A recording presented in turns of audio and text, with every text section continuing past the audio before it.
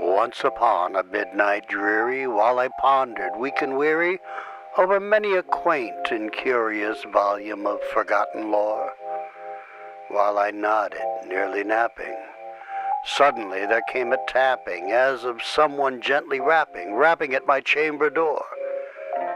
"'Tis some visitor," I muttered, tapping at my chamber door. "Only this, and nothing more." Ah, distinctly. I remember it was in the bleak December, and each separate dying ember wrought its ghost upon the floor. Eagerly I wished the morrow. Vainly I had sought to borrow from my book surcease of sorrow. Sorrow for the lost Lenore, for the rare and radiant maiden who the angels named Lenore, nameless here forevermore. And the silken, sad, uncertain rustling of each purple curtain thrilled me, filled me with fantastic terrors never felt before. So that now, to still the beating of my heart, I stood repeating, "'Tis some visitor entreating entrance at my chamber door. Some late visitor entreating entrance at my chamber door. This is it and nothing more." Presently my soul grew stronger, hesitating then no longer. "Sir," said I, "or madam, truly your forgiveness I implore. But the fact is I was napping, and so gently you came rapping, and so faintly you came tapping at my chamber door, that I scarce was sure I heard you. Here I opened the door.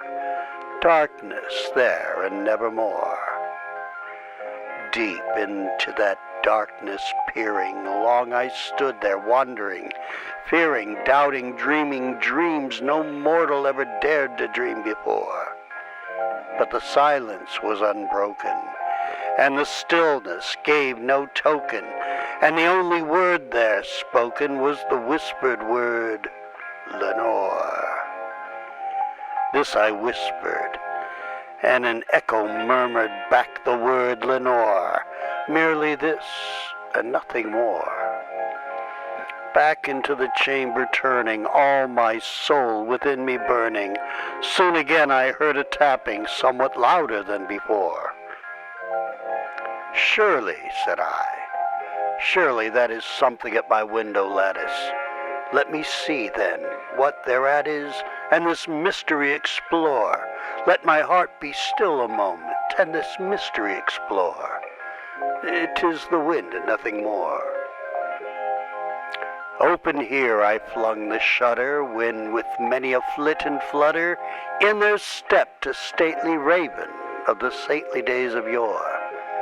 Not the least obeisance made he, not a minute stopped or stayed he, but with mien of lord or lady perched upon my chamber door, perched upon a bust of Pallas just above my chamber door, perched and sat, and nothing more.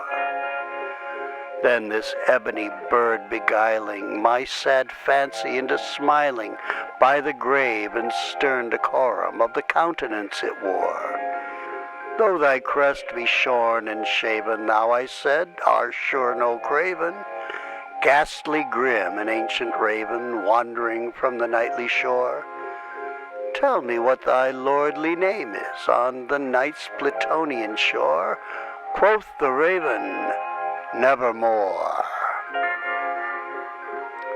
Much I marveled this ungainly fowl to hear discourse so plainly, though its answer little meaning, little relevancy bore. For we cannot help agreeing that no living human being ever yet was blessed with seeing bird above his chamber door, bird or beast upon the sculptured bust upon his chamber door, with such name as Nevermore.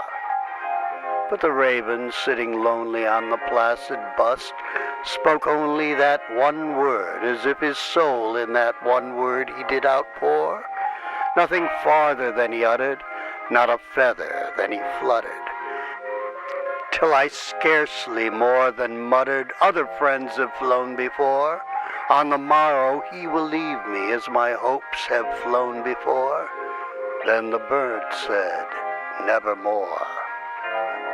Startled at the stillness broken by reply so aptly spoken, doubtless, said I, what it utters is its only stock and store, caught from some unhappy master whom unmerciful disaster followed fast and followed faster, till his songs one burden bore, till the dirges of his hope that melancholy burden bore, of never, nevermore.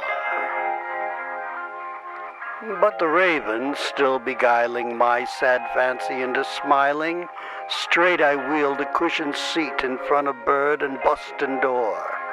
Then upon the velvet sinking, I betook myself to linking fancy unto fancy, thinking what this ominous bird of yore, what this grim, ungainly, ghastly, gaunt, and ominous bird of yore meant in croaking, nevermore. This I sat engaged in guessing, but no syllable expressing to the fowl whose fiery eyes now burned into my bosom's core. This and more I sat divining, with my head at ease reclining on the cushion's velvet lining that the lamplight gloated o'er, but whose velvet violet lining with the lamplight gloating o'er, she shall press, ah, nevermore. Then methought the air grew denser, perfumed from an unseen censer, swung by seraphim, whose footfalls tinkled on the tufted floor. Wretch, I cried, thy God hath lent thee, by thy angels he hath sent thee respite, respite and nepenthe from thy memories of Lenore. Quaff, oh quaff this kind nepenthe, and forget this lost Lenore, quoth the raven, nevermore. Prophet, said I, thing of evil, prophet still, if bird or devil, whether tempter sent, or whether tempest tossed thee here ashore, desolate yet, all undaunted, on this desert land enchanted, on this home by horror haunted, tell me truly, I implore, is there a balm in Gilead? Tell me, I implore, quoth the raven, nevermore. Prophet, said I, thing of evil, prophet still, if bird or devil, by that heaven that bends above us, by that God we both adore. Tell this soul with sorrow laden, if within the distant Aden it shall clasp a sainted maiden whom the angels name Lenore. Clasp a rare and radiant maiden whom the angels name Lenore. Quoth the raven, nevermore. Be that word our sign of parting, bird or fiend, I shrieked up starting. Get thee back into the tempest and the night's Plutonian shore. Leave no black plume as a token of that lie thy soul hath spoken. Leave my loneliness unbroken, quit the bust above my door. Take thy beak from out my heart, and take thy form from off my door, quoth the raven, nevermore. And the raven, never flitting, still is sitting on the pallid bust of Pallas just above my chamber door.